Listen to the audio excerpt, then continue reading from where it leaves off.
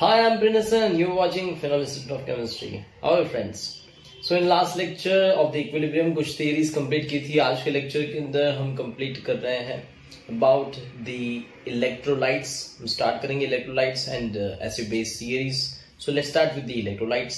So what are the electrolytes? Electrolytes are those substances which can pass the electricity in their aqueous solution.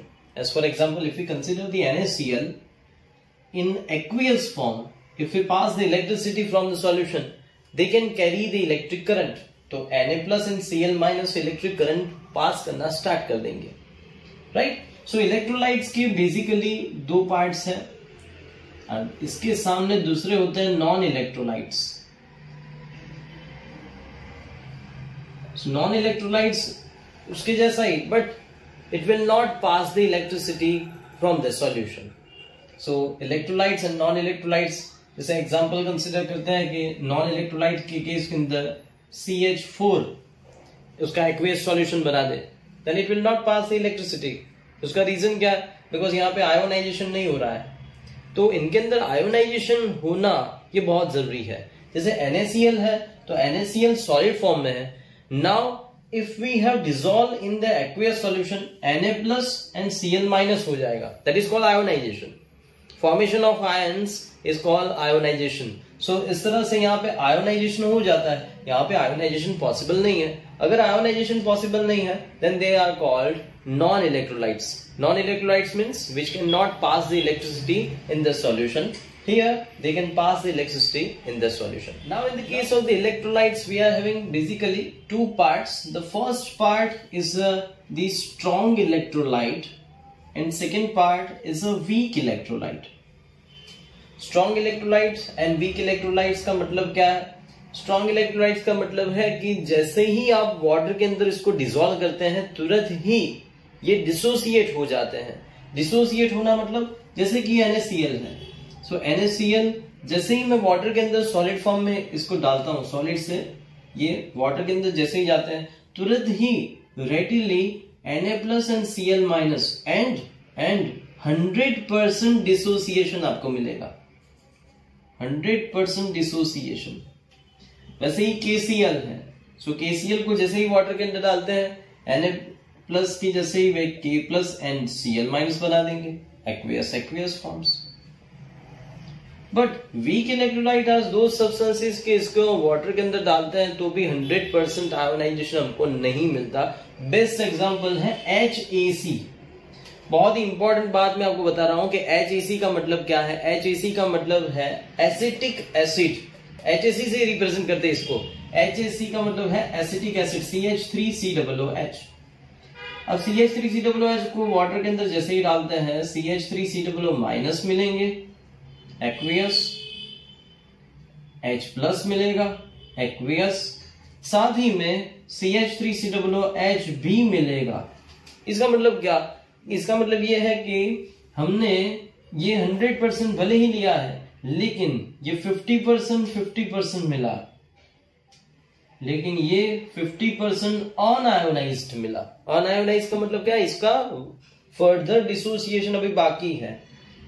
वापस इसके अंदर water add करेंगे, वापस ये CH3COO minus बनेगा, H plus बनेगा. मतलब कि अब 30% जितना डिसोसिएट हुआ, 20% जितना बाकी. तो ऐसे केस के अंदर इसे कहते हैं weak electrolyte. So weak electrolyte can not pass the electric current properly in the aqueous solution, but strong electrolyte can pass the electric current with speed also and readily ये dissociate हो जाते हैं. ये dissociate नहीं होते. dissociate होना, ionization होना depend करता है इनके बॉन्डिंग्स के ऊपर. जनरली आयोनिक सॉल्ट्स जो होते हैं वो जल्दी डिसोसिएट हो जाते हैं, लेकिन जो कोवैलेंट टाइप बॉन्डिंग वाले हैं जैसे CH3COOH है, तो ये जल्दी डिसोसिएट नहीं होते हैं. इसकी वजह से उनको क्या कहते हैं? Weak electrolyte. ये इलेक्ट्रिक करंट पास तो कर सकते हैं, नॉन इलेक्ट्रोलाइट जैसा नहीं कि पास ही नहीं कर सकते. पास तो कर सकते हैं, लेकिन स्ट्रॉन्ग इलेक्ट्रोलाइट की कंपैरिजन में very less. If I ask you that what is acid, what is base, you will tell that acid, which is a sour in the taste, base, bitter in the taste, but इसको supported कुछ theories हैं। ये जो सारी definitions है वो तो primary level की है, हम जो बात कर रहे हैं वो हायर लेवल की बात कर रहे हैं। मतलब कि अगर हम कंसिडर कर रहे हैं एसिड के बारे में तो हमें बेसिकली 3 थियरीज कंसिडर करनी है। The first theory is Arrhenius theory, second theory is Brønsted-lorry theory, and the third theory it is the Lewis acid base theory. So according to Arrhenius theory indicate करती है कि जो H+ दे aqueous medium के अंदर, जो OH- दे उसके ऊपर depend करता है। सो हम स्टार्ट करते हैं Arrhenius theory. So according to the Arrhenius theory, the H+ donating या फिर H+ जो एक्वियस मीडियम के अंदर देता है, that is called acid, and similarly OH- that is called base. So acid and base की ये थियरी इतनी भी सही नहीं है, लेकिन पहले हम समझ लेते हैं, उसके बाद हम उसे रॉन्ग भी प्रूव करेंगे। सो एसिड की ये जो थियरी है, अगर हम HCl का मेन स्टेट गैसियस स्टेट है, सो गैसियस स्टेट के अंदर वाटर के अंदर उसको डिसॉल्व करते हैं, वो एक्वियस हो जाएगा, तो H+ एक्वियस बनाएगा एंड Cl- एक्वियस फॉर्म करेगा। तो H+ ये देता है, then it is called acid. NaOH की बात करते हैं, देन NaOH सॉलिड फेज के अंदर उसको डिसॉल्व करते हैं वाटर के अंदर, तो Na+ मिलता है एक्वियस स्टेट के अंदर, OH- मिलता है, तो जो OH- देता है वो बेस है, तो इसका मतलब ये है कि NaOH बेस है। लेकिन according to the theory H+ is very very very unstable. So एक H+ को स्टेबल करने के लिए 4 H2O के मॉलिक्यूल्स चाहिए, तब जाके ये H4 2 8 + 1 9 O4 प्लस ऐसा एक कॉम्प्लेक्स फॉर्मेशन करेगा जिसकी वजह से ये स्टेबल होगा। बट 100% ये थियरी भी सही नहीं है। Okay, now I am just asking you the question that what about the NH3। मानो कि NH3 अमोनिया कंसिडर करते हैं, तो आप उसे क्या कहेंगे? एसिड कहेंगे, बेस कहेंगे? आर्हेनियस थियरी के according ammonia is not acid not base, but सही में अगर ढूंढा जाए then ammonia is base, then how? तो अमोनिया जैसे सब्सटेंस बेस हो सकते हैं, ये यहाँ पे OH- तो है ही नहीं, ऑक्सीजन ही नहीं है, तो OH- तो देंगे नहीं, तो किस तरह से इसको बेस कहा? सो ऐसे जो सब्सटेंसेस है इसके लिए आर्हेनियस थियरी रॉन्ग प्रूव हुई है। इसके लिए हम जाते हैं ब्रॉन्स्टेड-लॉरी एसिड बेस थियरी के ऊपर। So according to the Bronsted and Lowry theory, proton donor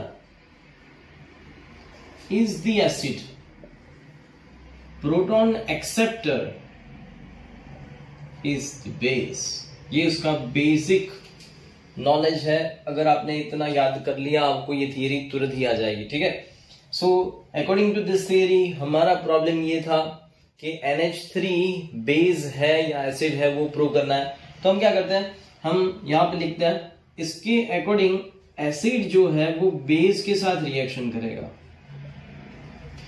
acid का होगा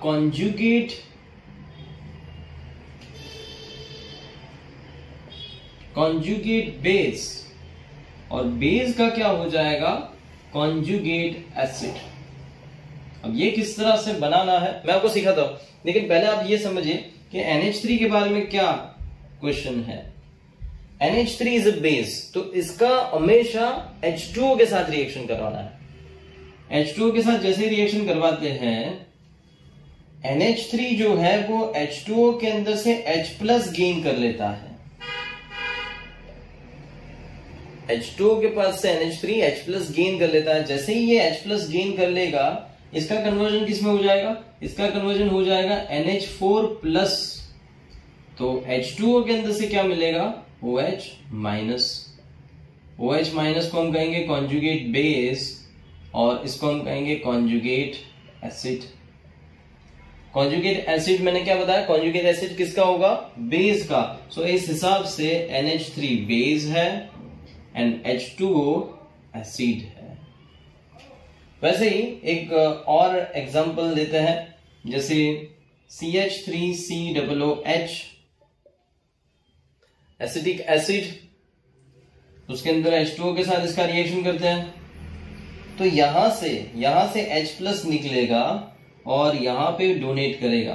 this is proton acceptor, that is why it is base. This is proton donor, that is why it is acid. So acid plus यहाँ पे H2O base हो जाएगा। आपको question होगा कि sir आप ऊपर तो H2O को एसिड कर रहे हैं, नीचे H2O को बेस कर रहे हैं। Then again I explain that H2O is an amphoteric oxide. It can behave as acid, it can behave as a base. तो both characteristic H2O के अंदर है, इसलिए इसको कहते हैं एम्फोटेरिक ऑक्साइड।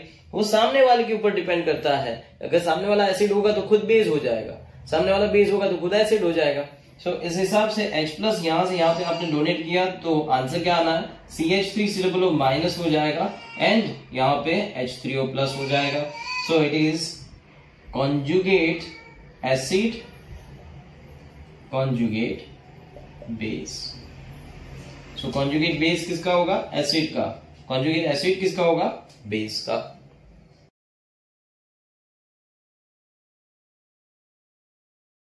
यहां पे कुछ स्पीशीज बताई है जिसके हम conjugate acid लिखते हैं, conjugate base लिखते हैं। कंपाउंड करेंगे प्लस H+ कर देंगे तो conjugate acid बनेगा। कंपाउंड के अंदर कॉन्जुगेट बेस बनाने के लिए एक H माइनस करेंगे, एक्चुअली H+ माइनस करेंगे, तो हम क्या कर देते हैं, एक H माइनस कर देते हैं और एक नेगेटिव चार्ज भी ऐड कर देते हैं। ओके, सो जैसे फर्स्ट कंपाउंड है H2O, तो H2O के अंदर H3O+ बन जाएगा। बिकॉज रीजन क्या है, एक H+ आपको ऐड कर देना है। जैसे ही एक H+ ऐड करेंगे H3 हो जाएगा और ऑक्सीजन के ऊपर एक प्लस चार्ज हो जाएगा। सेकेंड वन, कॉन्जुगेट बेस बनाने के लिए आपको इसके अंदर से एक H निकाल देना है और एक नेगेटिव चार्ज ऐड कर देना है, देन HO-। चलो नेक्स्ट कंपाउंड HCO3। सो HCO3 है तो हम क्या करेंगे, तो HCO3 है तो उसका कंपाउंड क्या होगा, एक्चुअली इट इज HCO3- है, बाइकार्बोनेट कहते हैं इसे, बाइकार्बोनेट। सो HCO3- है तो कॉन्जुगेट एसिड क्या होगा, and conjugate acid will be H2CO3। एक माइनस एक प्लस तो न्यूट्रल हो जाएगा। एंड कॉन्जुगेट बेस बनाना है तो इसके अंदर से एक H निकाल देंगे। जैसे ही एक H निकाल देंगे, एक तो माइनस चार्ज था, ऊपर से एक ऐड होगा तो CO3 कार्बोनेट आयन हो जाएगा। HSO4- बाइसल्फेट आयन कहते हैं इसे। सो HSO4- के अंदर हम क्या कर देते हैं, एक H+ ऐड कर देते हैं तो हो जाएगा H2SO4 एंड कॉन्जुगेट बेस क्या हो जाएगा, कॉन्जुगेट बेस हो जाएगा SO4 सल्फेट आयन हो जाएगा। वैसे ही है NH3, अभी हमने NH3 का तो किया, कॉन्जुगेट एसिड बनाने के लिए हम इसको ऐड कर देंगे H+ तो NH4+ एंड NH2- हो जाएगा। F- है, F- का कॉन्जुगेट एसिड तो H+F-, इसका मतलब क्या है, HF। और कॉन्जुगेट बेस इसके अंदर से H+ निकालेंगे, जैसे ही H+ निकालेंगे कुछ नहीं बचेगा, बिकॉज H तो है ही नहीं। सो ऐसे केस के अंदर कॉन्जुगेट बेस नहीं बन सकता। ठीक है, ऐसे केस के अंदर कॉन्जुगेट बेस नहीं बन सकता। Now I am just talking about कि अगर हम कंसिडर करते हैं H+ डोनर, H+ एक्सेप्टर, लेकिन मुझे यहाँ पे क्वेश्चन है कि मान लो कि H हो ही नहीं तो क्या होगा। NH3 के अंदर तो H था, ठीक है, अगर H है ही नहीं तो क्या होगा। जैसे एग्जाम्पल कंसिडर करते हैं BF3। So what do you tell about the BF3? It is acid और बेस, क्या कहेंगे इसे। सो इसे हम अकॉर्डिंग टू दिस थियरी कुछ भी नहीं कह सकते, बिकॉज यहां पे H+ डोनर तो H तो है ही नहीं, H+ acceptor we don't know कि ये हो भी सकता है नहीं भी हो सकता। सो ऐसे केस के अंदर ये थियरी रॉन्ग हो जाती है, लेकिन it is a comparatively very nice theory as compare to Arrhenius theory. Arrhenius theory के अंदर तो सिर्फ H+OH- देख के हमको पता चलता था, लेकिन यहाँ पे एटलीस्ट इतना तो पता चला। बट BF3 जैसे सब्सटेंस के लिए क्या, मानो कि मैं कहता हूं कि व्हाट अबाउट द Mg, तो Mg के लिए आप क्या कहेंगे? So you can't say that it is acid or base on the basis of this theory. तो उसके लिए चाहिए Lewis acid base theory, and Lewis acid base theory is a perfect theory to explain the acid and base concept. So Lewis acid base theory, according the electron pair donor species are called base. Electron pair acceptor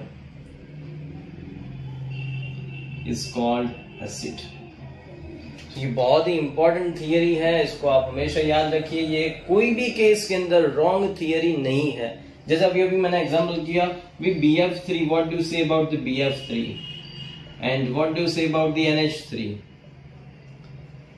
so NH3 के अंदर nitrogen के ऊपर एक lone pair है, boron fluorine fluorine fluorine इनके साथ connected है. Fluorine is a electron accepting species, मतलब कि इलेक्ट्रोनेगेटिव है, इसलिए ये इसको खींचेंगे, इलेक्ट्रॉन्स यहां से यहां पे जाएंगे. जैसे ही इलेक्ट्रॉन्स यहां से यहां पे जाएंगे, ये इलेक्ट्रॉन बोरॉन को डोनेट हो जाएंगे. सो electron donating species, electron donor, it is base. तो ऐसे केस के अंदर NH3 is base and BF3 is electron pair acceptor, it is acid. So final formation मैं यहाँ पे बताता हूँ, इस तरह से हो जाएगा NHH और यहाँ पे FFF. So thus the Lewis acid base theory is done. Try करिए इस क्वेश्चन को सॉल्व करने का कि OH, F, H+ BCl3 इनके अंदर से ये जो सारे स्पीशीज हैं उनको acid, Lewis acid and Lewis base के अंदर आपको कैटेगराइज करना है. So here OH, F, H+ and BCl3 are given. OH, we will consider OH as OH minus. So OH खुद OH माइनस होता है. अगर नहीं भी पता है तो भी ऑक्सीजन के ऊपर लोन पेयर्स तो होगी, एंड ऑक्सीजन के ऊपर लोन पेयर्स होगी, तो इसका मतलब ये है कि लोन पेयर होगी, then it is electron donor. Electron donor it is base. So first answer it is Lewis base. Second answer F के ऊपर खुद ही इलेक्ट्रॉन की पेयर है. अगर इलेक्ट्रॉन की पेयर्स है तो इसका मतलब ये है ये भी लुईस बेस ही है. Third is H+, is not having any lone pair. So they can receive the lone pair, they can receive the pair of electron from any species, and that is why it is Lewis acid. And last was somewhat tricky, that BCl3, if we consider it is the same nature like BF3, you can see F and Cl, same group elements having the same characteristic, and that is why BCl3, you can see that electron pairs are present on the Cl, but it can't be donated.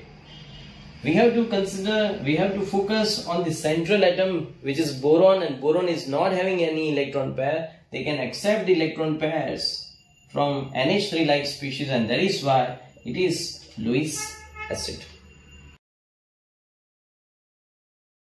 Now I am having question that in this reaction, what is the change of the hybridization on the central atom?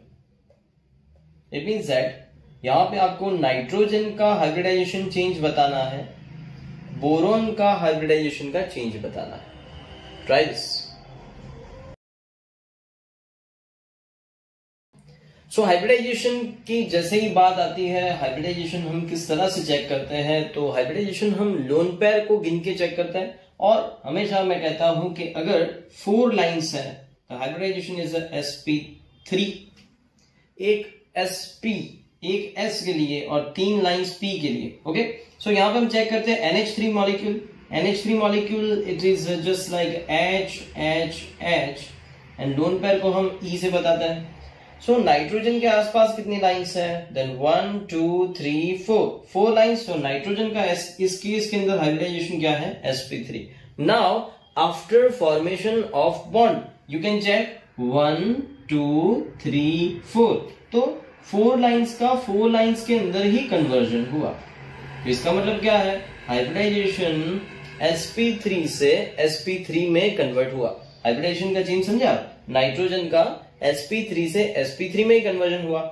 फिर से मैं एक बार explain कर देता हूं। Nitrogen के आसपास कितनी लाइंस हैं? देन 1 2 3 4 4 लाइंस का मतलब क्या है? हाइब्रिडाइजेशन इज sp3, एक s 3 p, तो 3 + 1 = 4, इसलिए मैं 4 लाइंस कंसीडर कर रहा हूं। तो यहाँ पे आप देखिए नाइट्रोजन के आसपास कितनी लाइंस है, कितने बॉन्ड्स है? 1 2 3 4, right? Then 4 bonds, then hybridization change, there is no change in hybridization, sp3 का sp3। अब हम चेक करते हैं bf3 के लिए। तो B के आसपास कितनी लाइंस है? 1 2 3। जब 3 लाइंस होती है तब हम हाइब्रिडाइजेशन क्या लिखते हैं? sp2 लिखते हैं। ओके, अब किस में चेंज हो रहा है? Then 1 2 3 4, 4 lines. तो बोरॉन के लिए हाइब्रिडाइजेशन का चेंज क्या आया? sp2 to sp3। सो इस हिसाब से हमको चेक करना है। So to consider the ionization of acid and base, we are taking very basic equation that if the acid is taken, then it means that it is having the H. Okay, so H and A is it's a conjugate part. So H plus A minus is there. Plus we will add the water to ionize it, and so it will be converting into H plus. It means that H3O plus A minus. So this is acid, this is base, it is conjugate acid। याद रखिए इस case के अंदर oxygen ने electron की pair donate की है, इसलिए पॉजिटिव चार्ज जो है वो ऑक्सीजन के ऊपर मेंशन करना जरूरी है, and it is conjugate base. now we consider that if we consider about the HCl, then we will add the H2O. The answer is the H3O plus and Cl minus. So HCl is acid base, conjugate acid, conjugate base. Likewise H2SO4 plus H2O, and here it is H3O plus HSO4 minus. HNO3 if we have taken, then we will add the H2O, H3O plus and NO3 minus. One thing that we have to note down, that if we have taken strong acid, then its conjugate base is weak. तो इसका मतलब क्या है कि इसका मतलब ये है कि HCl का जो Cl माइनस वाला पार्ट है that is weak, H2SO4 का HSO4 माइनस वाला पार्ट है that is weak, HNO3 का जो NO3 माइनस वाला पार्ट है that is weak। सामने अगर हम कंसिडर करें CH3COOH HAC प्लस H2O, सो ऐसे केस के अंदर CH3COO minus plus H3O plus मिलेगा आपको। तो ये है एसिड, तो इसका जो कॉन्जुगेट बेस वाला पार्ट है that will be stronger, so it is weak acid. So अगर एसिड वीक है तो कॉन्जुगेट बेस स्ट्रॉन्ग होगा, एसिड अगर स्ट्रॉन्ग है देन कॉन्जुगेट बेस वीक होंगे। Now if we talk about the bases like NaOH, so base जो है वो MOH से इंडिकेट करता है, OH माइनस वाला पार्ट, M वाला पार्ट, ठीक है, प्लस हम H2O इसके अंदर ऐड करते हैं तो इसके अंदर से M plus and OH minus मिलेंगे। तो ये जो M प्लस या फिर ऐसा जो पॉजिटिव वाला पार्ट है उसे हम क्या कहेंगे? कॉन्जुगेट एसिड कहेंगे, एंड दिस इज बेस। तो उसके लिए भी सेम थियरी लगती है कि if the base is strong then conjugate acid is weak. Likewise, if we take consideration of the NaOH, so NaOH plus water करेंगे, NaOH is a strong base. Again I explained the strong इस हिसाब से कहते हैं कि जैसे ही water के अंदर डालते हैं तुरंत ही डिसोसिएट हो जाता है, 100% आयोनाइजेशन मिलता है। और ये जो हम बात कर रहे हैं ना, इट्स कॉल्ड आयोनाइजेशन बिकॉज ये जो फॉर्मेशन मिल रहा है एक्वियस फॉर्म में मिल रहा है। सो Na plus and OH minus हमको मिलेगा, एंड इसका जो कॉन्जुगेट एसिड होगा दैट विल बी वीक। सामने हम कंसिडर करते हैं NH4OH which is weak base, ये स्ट्रॉन्ग बेस है, वीक बेस है। वाटर इसके अंदर ऐड करते हैं तो NH4 प्लस बनता है, तो इसका जो कॉन्जुगेट एसिड बना दैट विल बी स्ट्रॉन्ग। सो इसके अंदर OH माइनस मिलेगा। सो ये चीज तय है कि अगर ये पार्ट स्ट्रांग होगा तो उसके कॉन्जुगेट वाला पार्ट जो है वो वीक होगा, ये पार्ट वीक होगा तो उसके कॉन्जुगेट वाला जो पार्ट है वो स्ट्रांग होगा। This is the main topic of the ionization of acid and base. So we know that water is amphoteric oxide, it means that H2O plus H2O अंदर ही इक्विलिब्रियम सेटअप करेंगे, then we will get the H3O plus aqueous plus OH minus aqueous। so ऐसे case के अंदर अगर हम K decide करें, K equilibrium constant Kc, then answer क्या आ जाएगा? आंसर आ जाएगा H3O plus into OH minus upon H2O into H2O। इसका मतलब क्या है? H2O square. अब K into H2O स्क्वायर कर देते हैं तो that will give you the answer of the Kw ionic product of the water, H3O plus into OH minus answer हमको मिलेगा। अब जब हम एक वाटर के बारे में बात कर रहे हैं, वाटर मॉलिक्यूल के बारे में बात कर रहे हैं, तो वाटर मॉलिक्यूल के अंदर H3O plus and OH minus का कॉन्सेंट्रेशन कुछ फिक्स रहता है, and that concentration is 1 into 10⁻⁻7 for H3O plus molar, and OH minus का भी कॉन्सेंट्रेशन इक्वल ही होगा, तभी तो जाके वाटर जो है वो न्यूट्रल होगा। सो 10⁻⁷ will give you the answer 10⁻14 molar square. This is very important formula to note down, because ये आगे न्यूमेरिकल्स के अंदर बहुत यूज होने वाली है। सो हमेशा याद रखिए कि जब कभी भी H3O प्लस का कॉन्सेंट्रेशन ज्यादा होता है OH माइनस की कंपैरिजन में, तब ये जो वाटर है वो एसिडिक हो जाता है। H3O प्लस का कॉन्सेंट्रेशन OH माइनस के जितना होता है तब वो न्यूट्रल हो जाता है, एंड H3O प्लस का कॉन्सेंट्रेशन लेस होता है as compare to OH minus, तब ये जो वाटर है वो बेसिक हो जाता है। अब हम कंसिडर करते हैं कि H2O का कॉन्सेंट्रेशन कितना होना चाहिए। कॉन्सेंट्रेशन ऑफ H2O हम इस तरह से डिसाइड करते हैं कि H2O is equal to H2 is equal to molarity. अगर कंसिडर करें तो मोलारिटी हम कंसिडर करते हैं मोल से। 1 litre is equal to 1000 ml and 1000 ml is equal to 1000 gram upon हम मोल्स निकालते हैं तो mass upon molecular mass that is 1000/18, तो ये हो गया 55.55 मोल्स। और 1 लीटर का मास भी इतना ही होगा, तो इसका हम ले सकते हैं कि मोल पर लीटर। इसका मतलब क्या है कि 55.55 molar is the H2O concentration. अगर आपको कंसंट्रेशन चाहिए कि कितना अनडिसोसिएटेड अमाउंट रहेगा OH माइनस का, तो आपको क्या करना है 10⁻⁷ upon 55.55। Likewise for the same for the H plus, अगर H प्लस के लिए भी आंसर तो सेम ही आएगा 10⁻⁷ अपॉन 55.55। आज के लेक्चर के अंदर इतना ही, मिलते हैं नेक्स्ट लेक्चर के अंदर। तब तक के लिए थियरीज रिवाइज करते रहिए, कुछ क्वेश्चन आंसर्स है वो भी करते रहिए। मिलते हैं, बाय बाय।